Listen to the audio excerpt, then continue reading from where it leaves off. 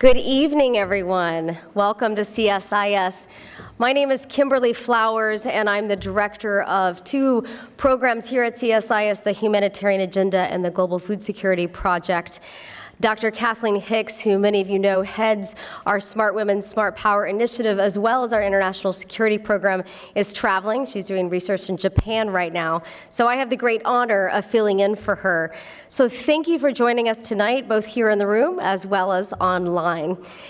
We're incredibly pleased to welcome Dr. Kristalina Georgieva for what's sure to be an engaging conversation about the role that women play in reducing global poverty. I'll tell you on a personal level, as soon as I found out that she was our next speaker in this series, I wrote the program coordinator to say how excited I was, and I'll tell you why. One, she's Bulgarian, and I served as a Peace Corps volunteer in Bulgaria more years ago than I'll say. And when I was there, I founded a leadership camp for young women that still continues today. So I admire great women leaders, particularly Bulgarian ones. I also have been tracking her on a professional level in terms of her leadership in humanitarian assistance, from her work on the Grand Bargain, as well as other things. I really believe that she can take the World Bank to new groundbreaking levels in terms of how they engage in humanitarian response. So first, a few social media reminders. Please follow us on Twitter. We can be found at Smart Women, and you can follow Dr. Georgieva at kgeorgieva. Also, please be sure to check out our Smart Women podcast and iTunes U course. If you're live tweeting, which we know would be the only reasons you're on your phone here during the event, right? We hope you do live tweet, and if you do, please remember to use the hashtag CSISLive. You know, here at CSIS, we're the #1 defense and intelligence think tank in the world, have been for many years, so we take security seriously. If anything happens, not that we suspect it will, I am your security officer. If we go out through the back, we'll go this way and across the street to National Geographic. If we go out front, we'll go across the street to the Beacon Hotel. Our Smart Women, Smart Power speaker series would not be possible without the support of Citi. So thank you very much for helping us amplify the voices of women in foreign policy, national security, international business, and international development. I'd like to now welcome to the podium Candi Wolf, who's the Executive Vice President for Global Government Affairs from Citi. Candi.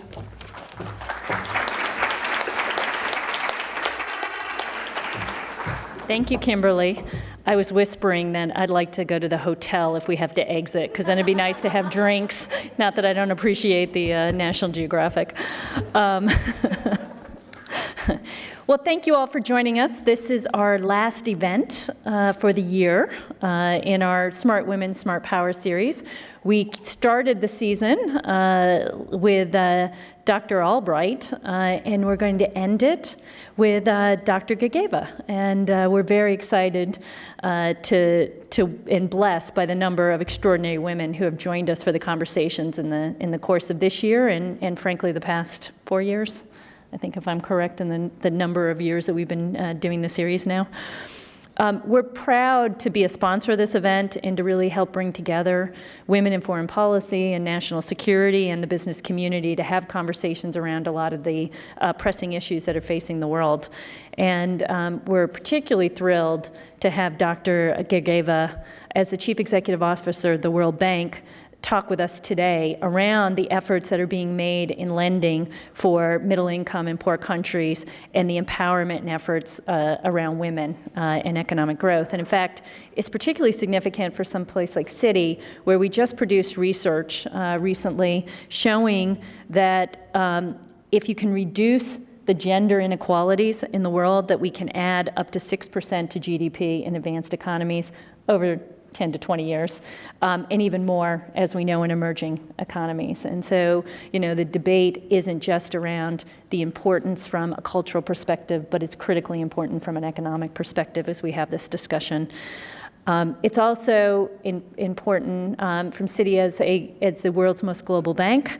We're in 100 countries, and one of the one of our big clients actually is the World Bank, and we help to support and work with the World Bank in its efforts to eliminate poverty and to promote shared prosperity. And so we're continuing to work on innovative projects that we hope will help bring private sector development and opportunities to expand the use of resources to ensure that we can cover more and more developmental needs as we go forward. And so with that, I want to thank all of you for coming. City is honored to be here as host for this event, and we look forward to an always interesting discussion with our lead, Nina Easton, and thank you all. And now Kimberly, I think, is coming back up to do the formal introduction.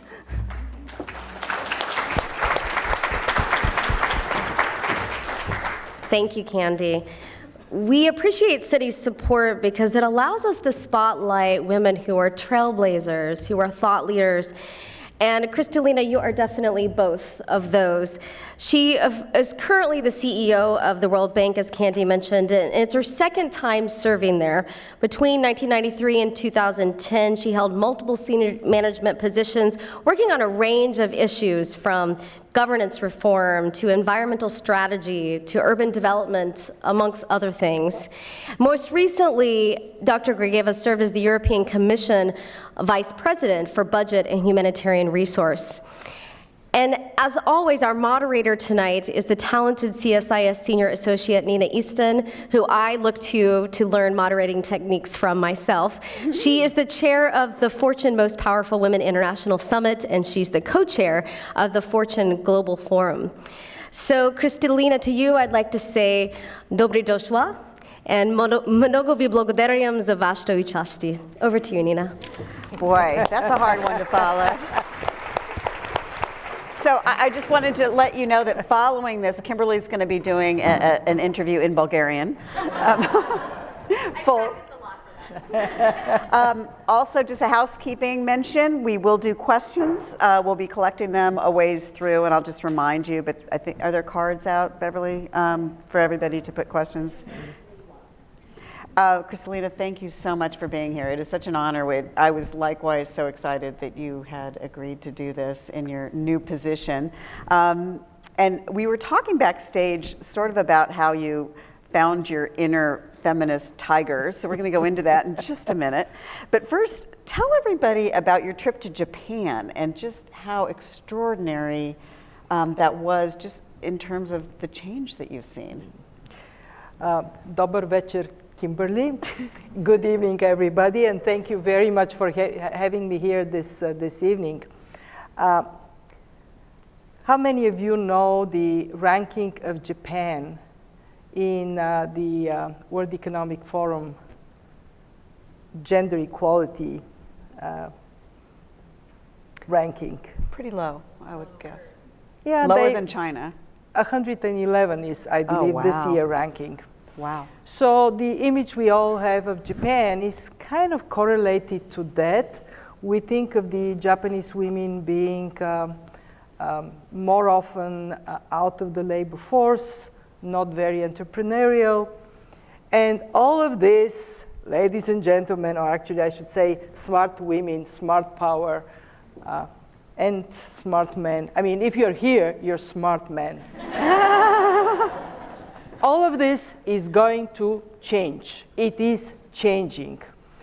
What we see in Japan is a true manifestation of what works for gender equality. One, very strong commitment from the top in Japanese politics. Prime Minister Abe,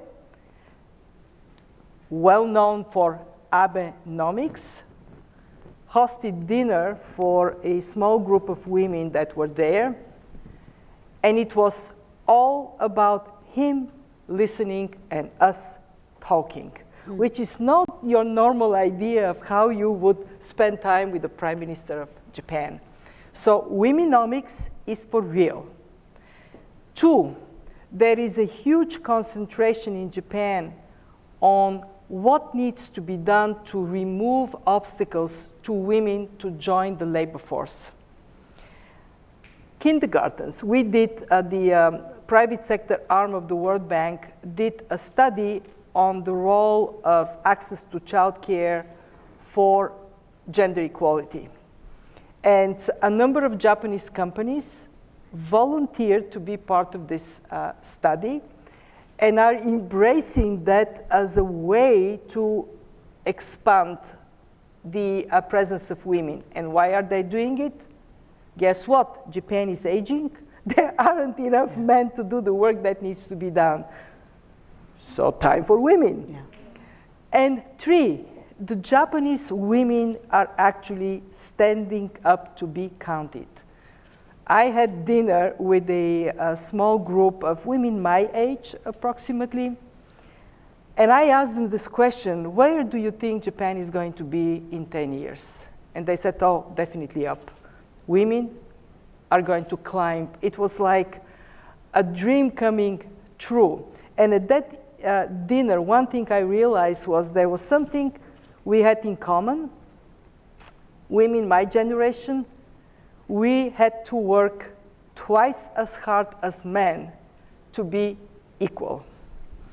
And at this women assembly, what was so very clear is that women in Japan are not going to be second-class citizens for long.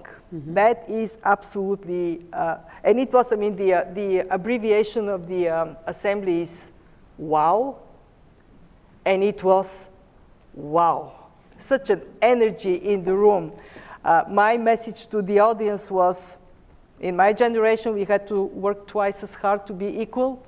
For my daughter and for my granddaughter, what I want is to be equal just because they are.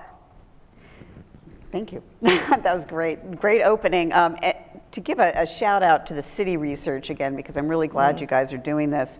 There is, you look at the importance of women in the economy as contributing to GDP. It's an economic argument now. And I remember Hillary Clinton, whom I've interviewed about this subject years ago, she was part of that, as Secretary of State, part of that attempt to change the thinking about it, to talk to men who were heads of state, who were secretaries of state or foreign policy people, to talk to them about the economic importance of it. And you, obviously we see that in Abenomics, that's based on economic concerns. How much do you see that in other countries? Do you think that message is getting through? Oh, it is coming quite loud and clear, especially in countries where growth depends on the economic empowerment of women. Mm-hmm. In countries where demographic is like in Japan, mm-hmm. it just there is pressure to get women to work. But also, there are so many shining examples of how bringing women to be equal changes the perspective of a country. Bangladesh. We had, not that long ago, a situation when there would be more boys in school than girls. This is now completely changed. So you have a massive campaign, we are part of it from the bank, that provides small stipends to boys and girls, but celebrates even more girls going to school and staying there. So what happens next is these young women stepping into the labor force and giving a boost to the textile industry that has lifted up so many people in Bangladesh out of poverty. And then comes family planning, and a massive campaign on family planning leads to reduction of population growth. So Bangladesh used to grow almost like 3%. Now this is down to 1.4%, meaning that wealth goes up for fewer people to share, and overall the country, as the nation, is doing much better. I can tell you that nothing excites me more than to see a girl going to school, learning, staying there, learning, coming out, and taking decisions for her life in her hands. And one study we have done in the bank that I think it is a fabulous contribution to this topic is on early marriage. How was your day today? We just check the audience. How was your day? Was it a busy, exhausting day? Is that what you're asking? It's kind of, was it a good day? Was it a good day? Good day? Good day? Good day? Great day? How many of you had a great day? Oh, no. Okay, we're getting there. So on this great day of ours, I had a great day. On this great day of ours, 41,000 girls under the age of 18 got married, most of them not by their choice. 15 million girls get married before they are 18. And we calculated, now we do economics, we calculated that this is about 500 billion loss because of that. Wow. Because they don't finish school, they don't get the skills, they don't go to work, they have children early, these children are weaker, very often with health problems. And what that makes the society as a result is, of course, a big loss. Yeah. Big loss. That's quite a number. It's quite a number. So tell us about you growing up in Bulgaria. I imagine you were a pretty ambitious young woman, or no? Child? I was a very lucky kid because I grew up in a loving family without TV. So I would go home, I opened the door, and I would hear my mom and dad singing. Oh. So a very happy childhood. What did your parents do? My father was a road engineer. My mother stayed home for a number of years and then to look after us. And then she went to work. And we had this unique situation when my father actually had no problem for his wife to go to work. Not only that, but he loved to cook. Very rare in traditional Bulgaria, very rare. I love to read, so I grew up gobbling up book after book after book after book. And then I went to university. In my country, at that time, education was free. For my family, hugely important that their girl would go to university. We all celebrated that. And then I graduated from university. I became a professor. And I had to choose a theme for my dissertation. Now, good news, Bulgaria free education. Bad news, kind of depressed society because of communist ideology, and you have to follow a party line. So for me to do my PhD, I had to prove the validity of my subject matter, quoting Marx, Engels, and the party congresses. Marx, I had no problem with. Yeah. Engels, got it. That's okay. Lenin gets a little tougher. Yeah. Party congresses, I had a big problem with. So I searched a theme that was not covered in party congresses. Ooh, that's smart. And what was that? Environment. Ah. So here I am many years later. Due to oppression, I am one of the first environmental economists in my country. That's fabulous. That is a great.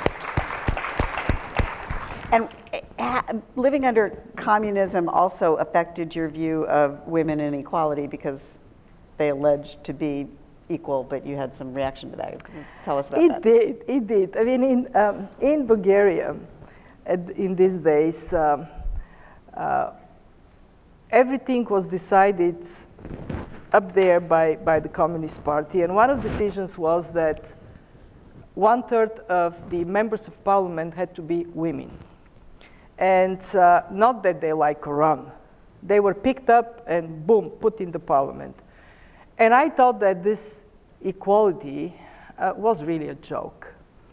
Plus, I was working as professor in university, and I was doing twice the work of my male colleagues. So I turned kind of cold on feminism because it was imposed for us to embrace. And you know, when something is imposed on you, law of physics. Pressure, resistance.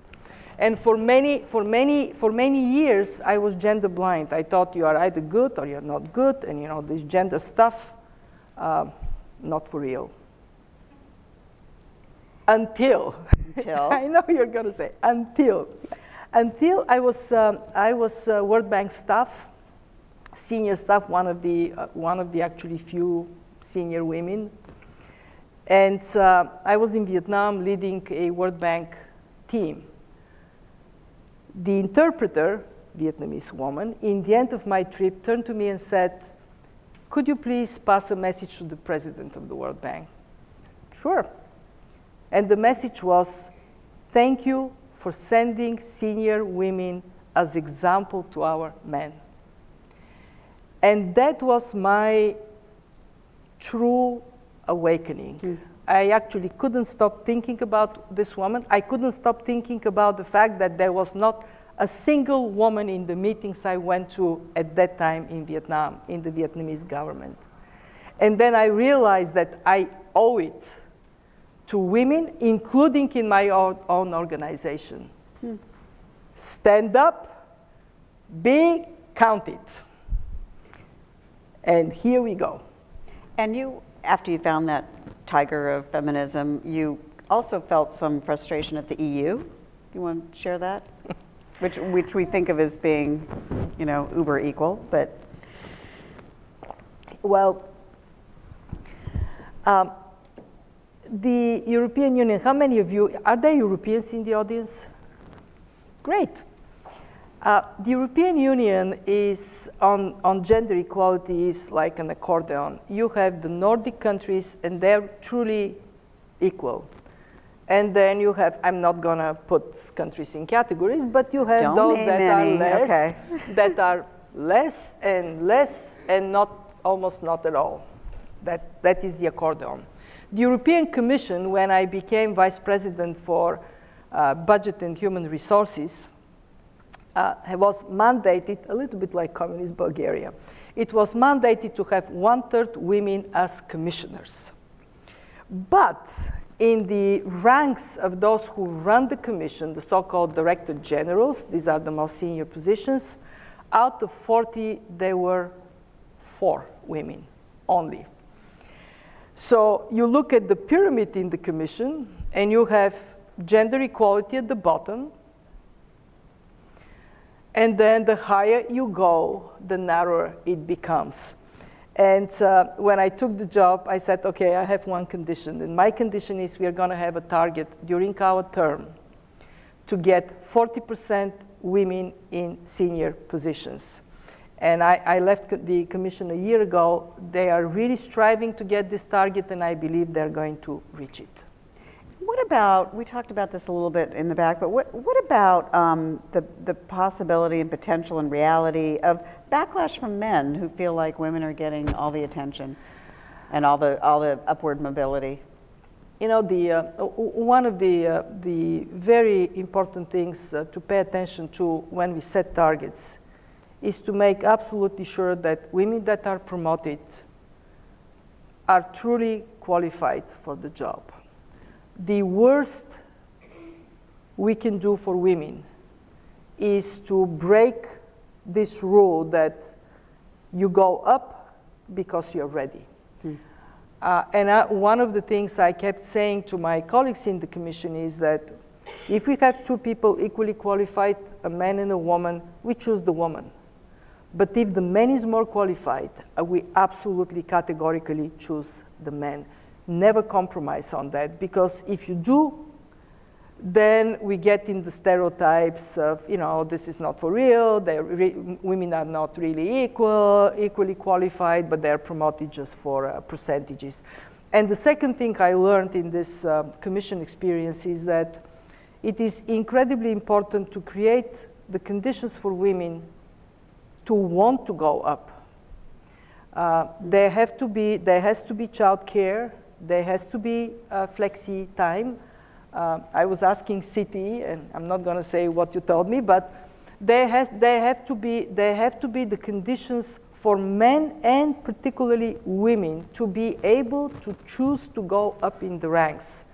And there has to be a support system. Women, I think it was Albright that said that there is a special place in hell for women that don't help other women. Yeah, that was Madeleine Albright, yes. Senior women have an obligation to mentor more junior women. It is a duty. One of the things I did in the commission, and I'm doing it now at the World Bank, by the way, in the World Bank our target is 50% because equality is equality. Yeah. And in our senior ranks, in our vice president's ranks, we are one vice president short. So we are almost there at 50%. Okay. But it is hugely important to encourage women to apply. I remember interviewing a man and a woman, and they both were one criteria short of the position they were running for. Comes the man, comes the woman. So the woman says, well, it's a very interesting position.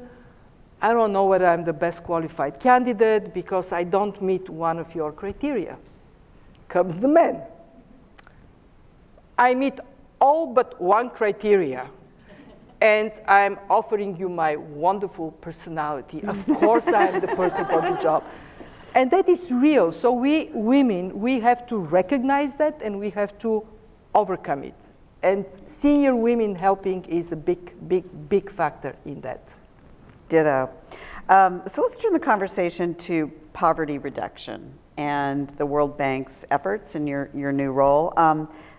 Give us some history of the World Bank. I think back to 1995 when Wolfenson came in and said, you know, we're going to debt relief, we're going to change things around, shake things up, debt relief for developing countries. Let's put corruption front and center instead of ignoring it. Let's like really, take this on for real. Take us back to that and up to now about successes and failures of the World Bank in terms of long-term poverty reduction. Well, Jim Wolfenson was a great president of the World Bank. It was actually McNamara who was the first one to bring poverty front and center. He had this very famous speech in 1973 when he talked about absolute poverty being a major evil in the world he lived in. And he talked about the importance of addressing poverty also for the dignity of people. And then the bank did lots of good things, and then it kind of lost a bit direction until Jim Wolfenson came. And what he did was remarkable because he focused us all, and he gave the bank staff that incredible sense that you have a mission to die for. Up to the moment I die, you poke me anytime and I can recite what this mission is: to fight poverty with passion and professionalism for lasting results. And that gave that sense of purpose to the bank. Where we were most and are most successful, I would flag perhaps two unique things for the World Bank. The first one is our ability to understand why poverty is so profoundly present in some places. What are the reasons? And what can be done to address these reasons and to help people help themselves? Mm-hmm. And two, the engagement the bank has with policies, but also with money. So we go to governments and we say, this is the right thing to do, and we can actually help you finance it. Mm-hmm. And then stay engaged for as long as it takes.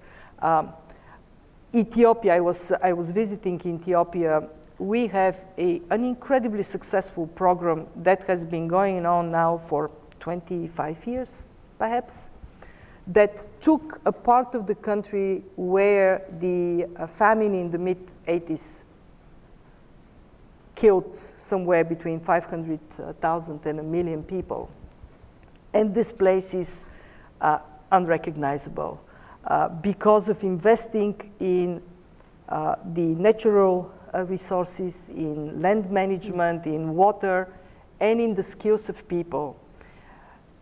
And to see that incredible self-reliance that comes from that sustained investment over time is the best satisfaction one can get. So these kinds of projects that are long-term transformation and that put power in the hands of communities, and by the way, in the hands of women, this is where the bank has excelled. When we talk Can I about, just interject here real quick?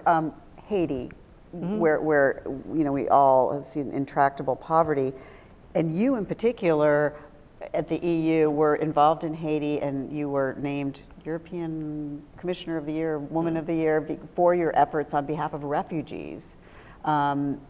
Describe that experience, your personal experience, and what you think is wrong there. I went to Haiti week after the earthquake, and it is one of the most horrible scenes I have seen in my life. And yet, as we were going around, I kept thinking that as terrible the earthquake was, it wasn't Haiti's biggest problem. Haiti's biggest problem, Papa Doc, Baby Doc, this series of really bad governance. And up to this day, I actually believe that we would never help Haiti to be self-reliant unless we figure out a way to help Haitians address that and build the institutions that can help the country. I mean, if you fly over the island from Haiti to the Dominican Republic, it's incredible. One side, very poor, degraded, no forest. You fly over, forests, and a much better society. Why is that? Because of this failure of governance. And actually, I remember talking to people and asking them, what would you advise us to do to be most effective? Universally, the answer I would get is, do not give money to the government. That unbelievable lack of trust, and at the same time, a very resilient people. Managing in their way of helping each other to sustain. What we did from the Commission was one of the early examples of linking humanitarian relief to development. Rather than just giving food and shelter, we would create programs so people would build their shelter, and they would build a road, and they would have the sense of dignity that comes with work. And so what about now, and the World Bank's role with Haiti? I mean, where do things stand now? Where do you see we haven't yet turned the corner of this issue of governance. Although there is progress, I must say I look forward to visit Haiti, because my colleagues are telling me there is this awakening that comes with the political class recognizing they have responsibilities, but not yet quite there. So please offer up your questions. We'll start asking them, and while we're doing that, let's go back to your vision for the World Bank and poverty reduction. And you talk about being agile. Talk about that and the role of private capital in your efforts. Right. Well, the fundamental lesson I learned in my life is that change is unstoppable. And it is moving, the world is moving much faster today than in these years I was growing up in Bulgaria. Institutions have to be more agile and adaptable, because we need to learn to kind of anticipate change and then adjust our activities to be effective in this fast-moving world. Actually, talking about me growing up without TV, I was talking to my granddaughter, and I was telling her exactly that. When I was your age, there was no TV, there were no computers. And she looks up at me and says, "So you only had iPads?" And the moral of the story is that rapid change requires institutions to be on their toes and able to react quickly. And what it means for me at the bank is to create the conditions in which our staff would feel empowered to come up with ideas, act quickly. And of course, it is a big, anybody from the World Bank here? It's big. Okay, it's big. What floor do you work on? Do you even know? Which building do you work on? You know, I am, it is like Queen Mary that we are turning in the sea. Yeah. But we are also doing something very, very smart, which is we are putting speedboats on the top of Queen Mary. Oh. So we can deploy, resolve problems as they arise. One of the best things, I should, full disclosure, I love the World Bank, and you know, I love the World Bank. It is a great place because it has great people. Mm-hmm. One of the critical issues we are facing as civilization is that while the world is getting richer and the number of poor people is going down, there are these countries where extreme poverty goes in the wrong direction, it goes up. Mm-hmm. We have seen since the 80s a dramatic drop in the number of people living in poverty, and the World Bank has been part of making that possible. We had, do you know what was the level of poverty in 1981? Percentage, approximately. Give me a number. Not the World Bank people. Everybody else. Global poverty, you're saying? Global poverty. What was the global poverty rate? What was the level of global poverty in 1981? 42. 42%, this is 1.9 billion people out of population of 4.5 billion mm-hmm. then. What is the level of poverty today? 770 million people, slightly over 10%. Big drop. But how much of that is China? Out of this drop, 660 million China. Yeah. But still, 1.9 billion down to 770. Yeah. My professor of statistics used to say that you can put your head in the refrigerator, your feet in the oven, and your temperature would be average, but you are dead. And we have this phenomenon with the poverty story, yeah. Because yes, average numbers have gone down, and yet in 12 countries, the share of people living in extreme poverty is going up. In another, can you rattle off some of those countries? I would tell you the set record holder is the newest member of our global family, South Sudan. South Sudan went from 41% to 75%. Oh my God. And how another many years? Country over the last 6-7 years. Wow. Because of the conflict. Syria was a middle-income country 8 years ago. Today, between 60 and 70% of the Syrian people live in extreme poverty in Syria or in the neighboring countries.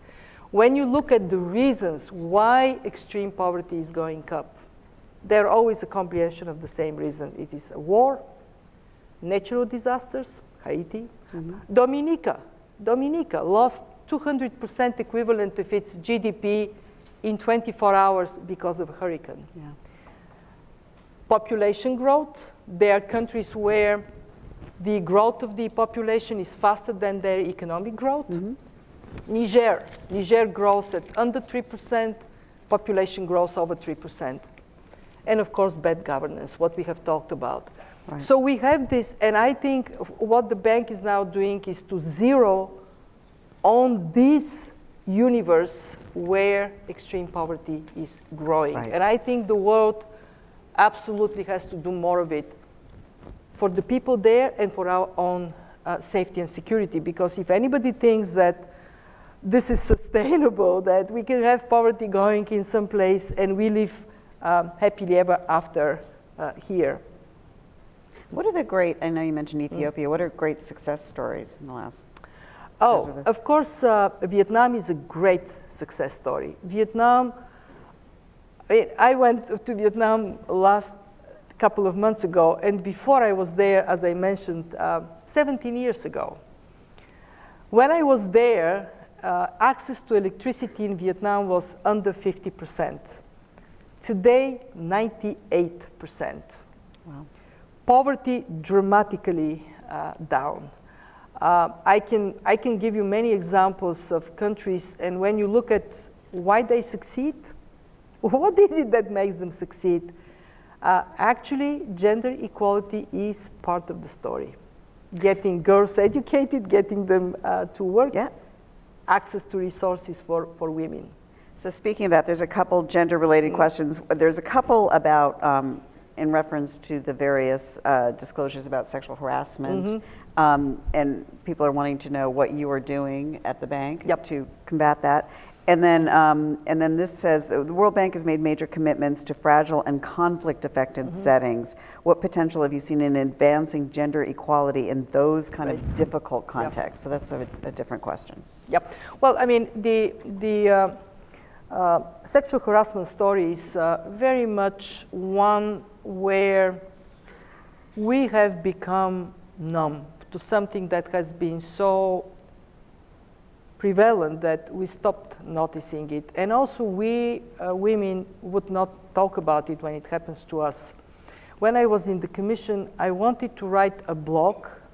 I will come to the bank, but just to tell you, I wanted to write a blog in which I wanted to tell people how when I was young, the brother of one of my schoolmates almost raped me. Luckily, I managed to escape. Oh my God. And people in the commission said, oh, no, you know, don't write about that. This is too personal and, you know, not a good idea. And when I was talking to staff in the bank very recently in the context of what has happened, I told them this story and I told them that I regret I didn't put it in my blog because we had to speak up. In the bank, we did one of our colleagues did a survey. And it is self-reporting, and it is not statistically sound. So I can't say this is what is the situation in the bank. But in that survey, in this small group of people, 25% of the female colleagues and 11% of our male colleagues reported harassment. So obviously, this is absolutely not acceptable. Jim Kim, our president, sent a very strong message on that. We cannot be a place where people come to work afraid for their safety. We cannot be that place. And what we are doing is actually we are unleashing the energy of staff. We had recently one of our staff writing a great story on that topic, and we are basically looking at the senior people saying, you guys need to set up the tone. You have to tell down the chain, you have to send that message. Not acceptable. Not under my watch. Yeah. But the difficulty of gender equality in that sort of conflict-ridden zones. To get to that point, you know, the women are actually incredibly resilient. If you want to get peace, you have to bring women up. And they actually very often are those that provide the anchor in conflict environments. What we do is to very explicitly target women to be those that are the holders of financial support. We have programs we actually got largest ever in the history of the World Bank replenishment of our fund for the poor, $75 billion. It is taxpayers from all over the world, so to you as taxpayers, thank you. We have increased the funding that goes for fragile countries from 7 to 14 billion, and we are explicitly creating opportunities for women to have identity, including digital identity, to be financially included, to have access to accounts, and to be those that are subject to most focused attention. I was once in Niger, so we are giving this social safety net program funding to the women in the village, not to the men, to the women. Mm-hmm. So arriving there, the whole village is there, women, big smiles, and they hold the certificate for the money up. And the men kind of less enthusiastic. And I asked the men, how did you feel when we took a decision to give the money to the women? And one of them said, you know, when you did it, I didn't like it in the beginning, but if you gave me the money, I would have bought a bicycle, and we would have been starving. So, women. Yeah. So, a related question. For countries with different demographics, such as Egypt, a developing country, how can we convey the message that women's work will add to the GDP if it won't affect the men's work opportunities? And this is followed by the note, men always say the unemployment rate is already high, job creation is low, women are just going to take opportunities from men. That's a really good concern.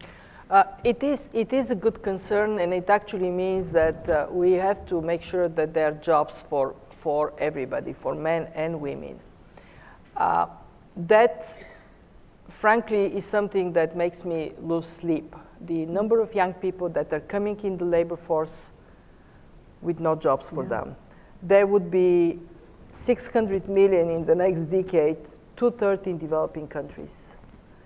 If the jobs are not there, this is a source of instability. But this being said, there are certainly advantages to engage women in economic activities, including in some cases, in some sectors, they're those that fit. And they're those that actually, as in Bangladesh, would turn the country around. Women are more responsible with their money. When they earn, they put, it's actually staggering. We did the research. What percentage of money goes into the family versus what is being spent on the side? Men, under 60%, they would spend in the family. Women, over 95%. So how money is being, and when I say in the family, this is for education, for health, for food on the table, for housing, women would do that as a priority. So, yes, there is concern that women are competing with men for work, but they are contributing so much more that, hey, what's wrong to win the competition? There you go. I wonder if this is from one of our World Bank people. Seems to want you to give a shout out for the Women Entrepreneurs Finance Initiative. Was that one of you guys? Can you talk about the new Women Entrepreneurs Finance Initiative and what role this fund will have, if any, in humanitarian development nexus assistance? Well, this is actually a great program. We got, during the G20 that Germany hosted, a commitment of almost $350 million to create opportunities for women entrepreneurs, access to finance, training, skills development. And our commitment for the use of this money is to get at least half of it to go in low-income countries, in the so-called IDA countries. And we are trying to push the envelope to make it so that it goes in really harsh environments. We are even looking at projects in places like Yemen, one of the countries that are on the top of that list of extreme poverty growing. It would be a combination of measures. It's not just access to money, because you can get money, but then if you don't have skills, if you don't know how to do your accounts, that may not be a very successful initiative. This is a really good question, because we should have pushed on this more. Bad governance is such a huge problem, and we're talking about Haiti, and Yemen is a conflict zone, but is there any other way around bad governments? Is there an innovative, instead of putting a lot of resources in this issue, what kind of other innovative approaches does the World Bank have on this very difficult subject? The most effective thing we have done is to lift up the voices of citizens in decisions that affect their lives. The World Bank. The World Bank. In the old days in Indonesia, just to give you one example. So Indonesia, end of the 90s, very corrupt. And at the same time, very dramatic impact of this Asia crisis on the well-being of people. So what do? Giving the money to the government, it's like putting it potentially to drop in a black hole. And then one of our colleagues invented something incredibly simple and very effective. We created a block grant program that would give money to the lowest possible denominator unit in Indonesia. This is called kecamatan. It's like municipality. Against two conditions. First condition, the people there have to decide what is the money for. Is it a road? Is it a school? Is it a clinic? Two, in the middle of the village, there would be a big white board, and we would write on the board what the money is for, how much, and who is responsible. And the only thing we would supervise is the board there, and is the information accurate? People, when you give them a chance, they do great. They can actually marshal good governance. And we have been replicating, this is now one of the largest programs in the World Bank. We call it community-driven development.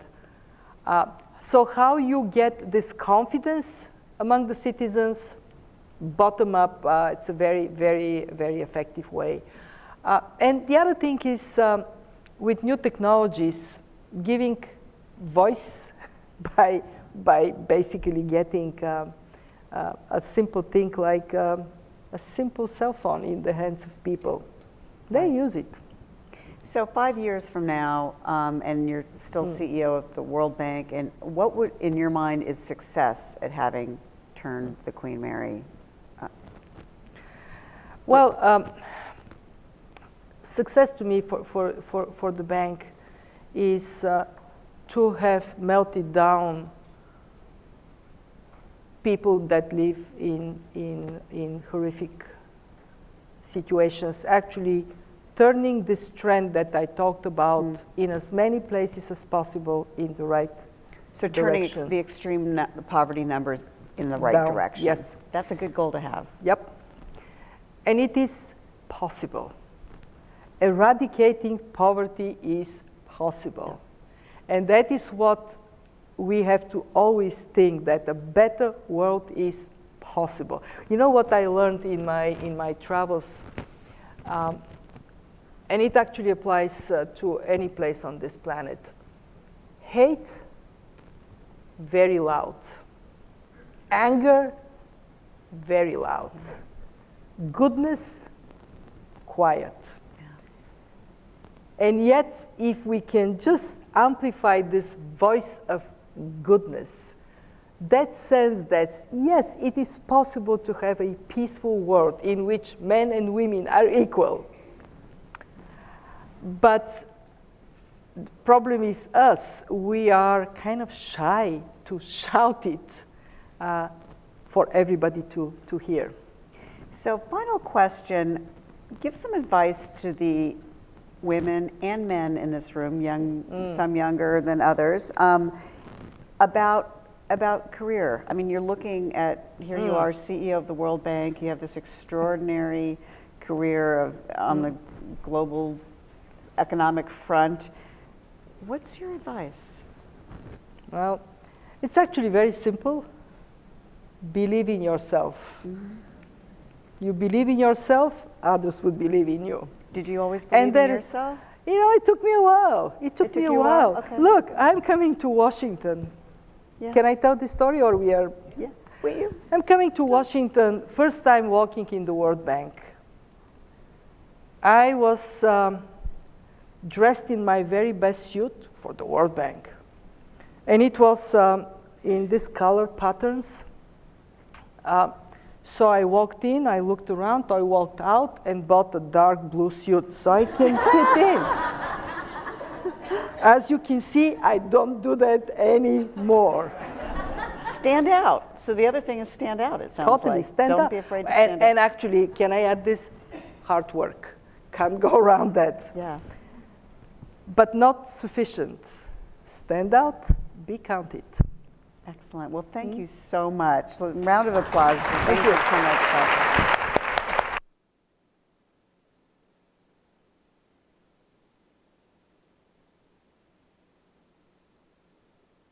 Extreme poverty. Thank you. Thank you.